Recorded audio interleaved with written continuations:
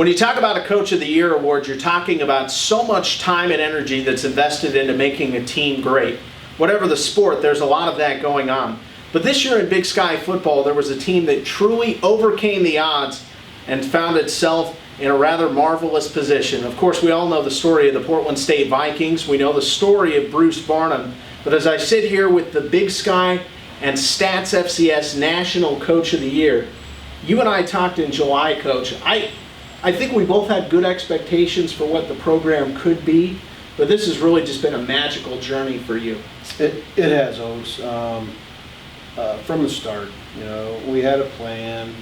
The biggest puzzle, you and I have talked about this, was finding my staff, putting them together, and that was the key. They gave me carte blanche, which, for an interim head coach was huge, but that was the first biggest piece of the puzzle. And then the players and how they've been acting has got me to talking to you right now about Coach of the Year, which is just as humbling as it gets. Yeah, well, we're both humbled to be in this scenario, there's no doubt. But as a head coach, and you've been an assistant coach at a lot of places for a long time, I know that you kind of slowly over time formed what you would do as a head coach. But when you were given the opportunity to lead the Portland State program, what were a few things that you wanted your football program to be about? A return, probably, Oaks, to maybe a pullback from what football has become a little bit, college football. Not quite as much of the glitz and glamour, and more of a tough, hard-working, prepare them, student athletes, for the next 40 years of their life.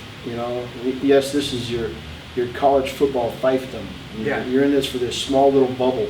But if you look at the ladder of life, I wanted to be able to teach a student athlete that comes through my program, and this is getting a little philosophical, but that's what I believe.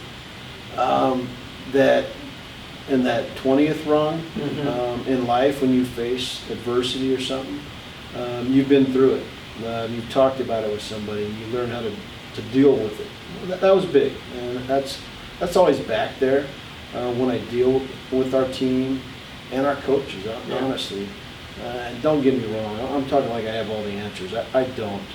But my upbringing with my parents, it's just they instilled some things in me that I thought were strong and have got me, work ethic wise to where I'm at. Again, can't say enough about that side of it and how these kids have bought in, and it's paid off. It's paid off. Absolutely, it's paid off. I mean, the season you had, obviously a national seed in the FCS playoffs, but one thing I think above, personally, I can say above getting into the playoffs, getting seeded, winning individual awards, what always has impressed me throughout this season about the kids in your program, whenever I interact with them, it's always, how are you, sir? How are you doing? Always very polite, and I think that's a tremendous compliment to you and your coaching staff and how they conduct themselves off the field as well. Thanks, Oaks, and that means a lot. And I see it from this team. I see it after we leave, wherever we're at on the road or at home. When I feed my team and the owner of that restaurant comes up and takes the time to say, hey, your team is this. And then you hear it again. Because the first time you're like, all right. They want us back. Yeah. But when you keep hearing that on the road, that makes me sit up. That makes me proud of what's going on here. And I feel if you treat them right, that's going to come out of it. But we talked about that, as we go through, as we travel, about respecting the game, about respecting everybody we come across, and representing our program and the Big Sky. That's big. Absolutely. We're joined by the National Coach of the Year as well as the Big Sky Coach of the Year, Bruce Barnum. It's interesting to watch this year how the storyline of Bruce Barnum has grown from, he's an interim coach, what's going to happen to him, to, he beat an FBS team in his first ever game as a head coach, look at that, to where it's no longer just a cute story anymore. It's it's a real thing that's tangible. And Barney ball, it is grown. I mean, flying in from Salt Lake City in the airport, you see people with Portland State t-shirts. It's really an entire kind of fan group that's grown over, it seems, just the past few months. It has, it's given the school and the town and the players and the people that follow this team something to kind of latch on to. Yeah. And it's been fun to watch and fun to see it develop, but it has. Now all of a sudden, we talked about the Big Sky Coach of the Year here, and that to me made it real. Like you said, it's been kind of a fad. Yeah. But to win Big Sky Coach of the Year in this conference, I mean, the number of guys, the group of guys, I know all of them, I don't know them all well, but I know what they've done in their careers.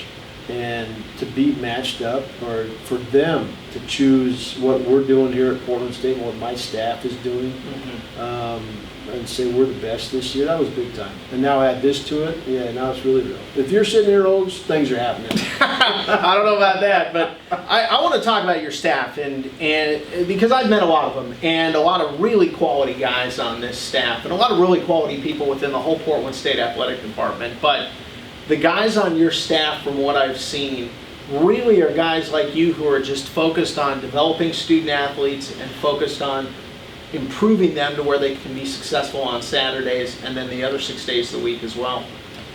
Oh, these awards, we got 2 awards. Yeah. You know, and you said something earlier that I'm still not comfortable with. You know, Bruce Barnum, it's not that. Our staff. It was the hardest thing I did. And since I got the job, it was difficult, but I wanted guys that could teach. I wanted guys that cared about kids. And I had a little bit of a step up. I'm older, folks. I'm probably 3 times your age. So I'd seen a lot of these guys work. And I saw some of them work here. So the decisions were easy as far as, and I don't know if I'd ever say that. I knew the group I wanted to bring in. The university allowed me to do it. And now they're here. And I'd like to go through each one. Malik Roberson, my defensive coordinator. Trust. I like how he is with kids. And he's what I needed on defense. On the professional side. But the professional side's easy. There's a lot of guys that can draw up the X's and O's. I needed somebody that had the same belief as myself, you know, as far as how you approach life, how you coach the game. But Malik has done, I leave him alone. We talk. We'll kick things off of each other, but what he's done in changing the culture of our defense and how those kids act. Yeah, absolutely. On and off the football field, in the offices, on the bus. We're on the buses. Yep, we'll talk about that coming up. What Malik's done, again, key reasons why we're sitting here talking. My special teams coordinator, Nick Whitworth, again, I trust him. A lot of history with him. He was my first recruit at Idaho State University. Really? Okay. So long lineage of Big Sky time then. Yes, the Mackey Missile when he was at Idaho State running the ball for us. But to bring him in, and I think there's 5 guys in this country right now, special teams wise, who are the premier coaches, and he's from that group. Yeah. And he's the one I could wrangle because he's younger still. But I knew who he learned from. And I'm not going to go through the other guys because Nick Whitworth, again, he's with that group. And I knew special teams, I needed something. Yeah. Not just the thought process, but I needed something on the football field to change. Why are we going to beat this team? Why are we going to be able to beat these guys? I wanted special teams to be an edge, and Nick's been that. Go to the offensive coordinator. Now, that's someone I'm very involved with, but I'd worked with Steve Cooper. Steve Cooper is a young, go-getter coach in this profession. And he's kind of a guy still I work with. On game day, we still work with. I'm slowly turning over the play calling to him. But all the prep, all the on practice, all the scripts, that's all him and the guys we have on offense. But that is all on Steve Cooper. I'm not talking to the media, folks. And that's new. That's a different side of this that everybody always talked to me about, but I had to adjust to. But Steve's taken that role over. Offensive line, I hired a young guy, right? I hired the youngest coach in FCS. Now, again, history. I was there the day after he was born. I knew him. I had history with him. I have history with everybody on the staff except 2 people. Yeah. But I trusted him. I knew where he came from. But I needed to help him because he was young. Yeah. So I brought in Dauber, or his name, Matt Lunan, who played here. I had history with again. Matt Lunan is our tight ends tackles. But the most productive year I've ever had as an offensive coordinator, Matt Lunan was my tight ends coach. Okay. So brought him back to Portland State, and I knew who he was. Yeah. I knew the type of person he was.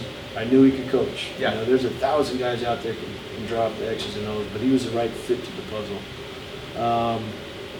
Evan Mazzocchi, his dad, I met at Portland State. I've known Evan for 2 years. We went to the same high school. Yeah. So anytime you go to Columbia River High School, you have a chance to work with Barney. It's hell of a high school. But, brought him in. He's a young guy. Yeah. But, that was there. So, and can I bounce around and keep going? Oh, yeah. Go John through 'em all. Ely. I feel like I'm talking to him. No. John Ely.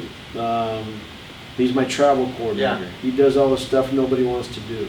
And he coaches safeties for us. But John Ely and I have the most history with. Yeah. John and I met back in 1989 on the Western Washington University staff as young coaches. And we went through the 2 a.m. meetings with Phil Early and Andre and Rob Smith. And we grinded that out. And we said, okay, we can do this. Yeah. We enjoyed it, but again, trust him. I've worked with him in multiple spots. It was great to get John to stay because he had other opportunities. But I talked him into staying here. And flipping back, Nick Whitworth, actually, Ogs is the one that I knew we had a chance here. Because Nick Whitworth was the first guy I went after, the special teams situation. But he had a job. Aaron, he's got a wife, who I know well, I was at their wedding. He's got kids, and I'm asking him to come on an interim basis. And I'm like, this isn't gonna work, but I'm gonna give him my best Jedi mind trick. But when it came down to it, I had to say, listen, Nick, here's bottom line. Right after Christmas, right after we take the tree down, we might be on the street. That's his profession. Yeah. But when he took the gamble and jumped in head over heels to come do this, I knew we had a chance. I knew I did. That was kind of a kicker to me that, we are going to win here. Vernon Smith played at Montana. Yeah. I didn't know him.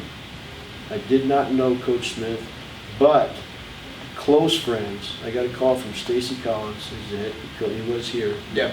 Now he's out in South Dakota. But he called me, and Stacy and I don't recommend people to each other unless it means something. He called and recommended Vernon Smith. So he was an unknown. I had beat Vernon Smith. He was on Bobby Houck's first year. He was a corner when they came to Holt Arena. And I remember there was a picture of him in the Pocatello Journal after we were fortunate enough to beat the Grizz that day. But that call from Stacy put his stamp on Vernon. He became the guy in a situation where, okay, who is going to coach corners? We have this list of 12 guys. What's going to make that? I trusted Stacy. He put his stamp on Vernon. Greatest move in America. I'm going through the doors. Go through them all. Through the doors and make sure Go through them all. Then our defensive line, JoJo or Belford, Coach Belford. He's an Eastern grad, so he knows the conference a little bit. I coached against him when he was there. He's close with Malik, and he knows what Malik wants. I'd worked with him here for a year. I'd watched him recruit. I'd watched how he acted around our players. I knew he had an edge to him, and I say edge by he's able to coach hard. I thought, again, that's what our defense needed. So he was an easy addition. Didn't really know him as a person, but now getting in the fit and how that's worked, because I knew he was a great coach. Yeah. Malik put his stamp on JoJo, or Coach Justin, and that made it an easy hire. Yeah. Ben Thenis. Ben Thenis was the last addition to the staff, folks. And there were a lot of names for that one. We talked to a lot of people, and I slow played it because we were going through recruiting. Yeah. And I got a call from Chris Peterson at University of Washington, who I don't know, but I know 3 guys on his staff really well. Yeah. So again, that was that one unknown that I had no history with, but I went on Friends, and that guy has taken everything away. Ben Thenis is, I have to slow him down. Great young coach, a great group I have there. That the hard part about them is you can't pay everybody. Yeah. Yeah. On your staff. I've got 4 young guys right now that I'm ready to hire, and that's going to be a situation. One thing that's always bothered me, Oaks, in this profession, now I'm sitting in the seat, because I've been with a lot of first-year head coaches. The first time they lose somebody on their staff, because that's the kind of staff I have, they're going to become very marketable. Yeah, hot commodities. And I've always seen people complain about that. And why? How can you leave us? But I see it as my job, Oaks, to get everybody. I know what all their career goals are. Yeah, yeah. And I've talked to them about it. You don't have to go shut your door if you get a call from another coach or another university. I see it as my job to help them move on to their career goals. And I think they respect that. I think that, I think that helps them understand me a little deeper, because this is a new seat, and what's Barnum going to be like as a head coach. Yeah. But I've tried to keep it just Bruce Barnum, and not Bruce Barnum, the head coach. And so far, knock on wood, it's working. It has worked pretty well. And there's a few more things I want to ask you. This is great, and great just to hear about all the guys on your staff, because there are a lot of tremendously talented coaches at different ages and different experiences, but all of them really nice guys. And one thing that I did want to ask, the media attention. You talked about it a little bit, but to go, and as an offensive coordinator, you get occasional interviews and such, but with as much national and regional attention as you've gotten, how much of that has been completely unexpected? Mike Lund has been a savior. Yeah. Our sports information director, folks, because that part was new. I was always the guy sitting back in that room trying to, to beat the Grizz or beat somebody and score more points. And I always push the players out to those interviews. They don't let me do that anymore. They want to talk to the head coach. But Mike's helped me through that. I think it affected me 1 week. I know it did, because it was overwhelming. Yeah. But Mike came and he said, let's do this, and he adjusted the hours. We'll just give him this hour, but it became 2 hours to talk to you during the day. So that helped. It helped because I have a filter usually. So right now it's semi-filtered because it's you and I know you and we have history, but I'm dangerous when I talk. Just because but it's Mike Lund's fault. He said, be yourself. And a lot of our viewers don't want they don't want to be bleeping out things and hear me talking about things so off the wall. But Mike Lund has helped me with that. It's been an adjustment. But the rule I made, folks, in my mind, and I've only turned down 2 interviews, and there have been a bunch. The rule I have is, if there's a chance it's going to get one more person to come watch my team play, I'm going to take that interview. That's how every one of them, that's how I judge them. If it brings people to Providence Park, one more, I'll take it. Then we'll take it. Has the amount of time that you spend now doing things like this, and I know you and I obviously have a good relationship, but doing things like this take away time from football. There's no doubt about it. Has that been a huge adjustment to not be entrenched all the time with just the game and the players, having to deal with booster club lunches? And I know you enjoy those things, but still it's time away from the game. It's a different puzzle. Yeah. Folks, it is. But I love college football. I love it. I love this conference. And I always wanted to do this. It was a goal. So, yes, you know, every job you get, there's things you like and you dislike. I hired the staff. I don't have to worry about that. Do I miss it? Yeah, I do. I'm not going to lie. But I get it back on game day because I'm cheating right now. I'm still helping call plays. Yeah. So it's kind of a, you know, I'm having I'm getting it both right now. But with the staff I hired, I'm confident I can do that. Do I miss it? Yes. I think that's what that's why you got into it. That's what got me to talking to you right now. Yeah. Is the X's and O's part and how you put together a unit and put on a show on Saturday. So, but again, one more time, my staff has allowed me to talk to the media. Absolutely. We're going to talk about your staff a little bit more here because, you know, with your team and the success you've had, I think there's a lot of questions out there that have said, well, Bruce Barnum, we know he can coach a team. How is he going to recruit a team? And I know obviously you recruited the last class, but what are some things that you really believe in when you're recruiting? Does it go back to just the same thing? You want guys that are tough, that are disciplined, that are polite and courteous in the community? Are those things you look for in student athletes? Two sides to it. They're off the field and they're on the field. The on field's easy. It's not a science. Yeah. But I know what I want in those spots.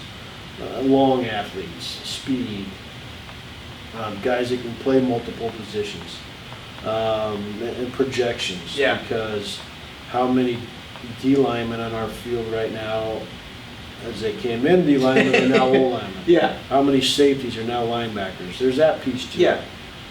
So that has worked for a long time. The other side of it now is such a different world. With the social media, and you can learn a lot about a student athlete right now. And I think their world has changed from when I was in their seat. Just as far as the kind of the don't Xbox reset, you know, lifestyle, and that's hard to predict. But we look into that. Obviously, there's a lot of we call it the CIA. Yeah. I've got two guys on this staff. When we are hot on a guy and we're going to offer him, I put those two in charge of him, and they come with a report. It's quick. They could work at Google, but I've got every piece of information you could ever imagine on that guy. Then you can gather, you know, from a computer, things I can't do, but they do it. And they do it. I read it, and we make decisions. Yeah. Final question, and then we'll let you go. Where does the program go? Where does the program grow from here? You've had so much success in this first year, obviously with what you've accomplished, what your team and your assistant coaches have accomplished. Where does the program, where does its role in the university, in the city of Portland, where does it go from here? You said it, Oaks, and program's a tricky word. Yeah. Because I think a program is something that runs itself. I don't think we're quite there yet. Yeah. But a program is when the student athletes discipline themselves. When I'm not worried about them going to class, maybe 10%. Yeah. The rest of the group is going to go to class because they know it's the right thing to do. And that's a program. That's the ultimate goal. The wins and the accolades and what they've done, I'm hoping that's the motivation to get to that spot. Because you look at some of the teams in this conference. In 1982, when I graduated high school, some of the programs right now, work programs. Yeah. Not even close. They're the ones you look at and say, you know, Portland State. Yeah. There's a W. And then they changed it. Someone came in and changed that culture. That's one of the most interesting things I saw as I came up as a student athlete. And I'm like, it can be done. It's obviously not easy, but there's some great coaches who have gone through and done that. So we have a lot of work. It's just starting now, but what a great way to catapult Portland State into that chase in this Big Sky Conference. Well, it'll be interesting to see how it plays out over the course of the years, and we know your family's very proud of you, and all your assistant coaches are very proud of. All their families are very proud of what their coach in their lives has accomplished, and can speak personally on behalf of the Big Sky Conference. Congratulations from all of us to you and your staff and the entire Portland State Athletic Department for this accomplishment. It means a lot, Oaks, and doing it here, it is. It's been professionally the most humbling. It's a dream.